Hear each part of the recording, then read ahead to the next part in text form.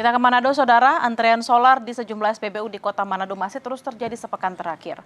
Pemerintah Sulawesi Utara menyebut antrean terjadi karena warga kini beralih menggunakan BBM jenis solar akibat adanya kenaikan harga Dexlight. Sejak sepekan terakhir, antrian panjang solar di sejumlah SPBU di Kota Manado terus terjadi. Hari ini, antrean panjang terjadi di SPBU Sario dan SPBU Malalayang. Hal ini dikeluhkan pengemudi kendaraan pengangkut barang karena dinilai mengganggu proses distribusi barang. Pemerintah provinsi menyebut antrean terjadi karena peralihan penggunaan BBM jenis solar oleh warga yang sebelumnya menggunakan Dexlight. Iya, tiap hari semua Pertamina ada solar. Cuma dia kan antrean, kendaraan kan banyak. Pokoknya semua Pertamina sama antrean. Cuma dia ada yang ada pengisian.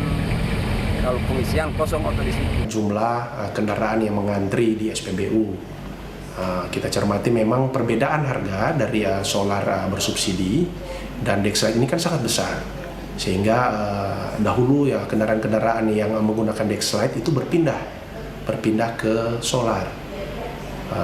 Selanjutnya ada juga kendaraan-kendaraan yang dulu terblokir, itu sudah dibuka blokirnya, sehingga menambah lagi jumlah kendaraan yang mengantri membeli solar.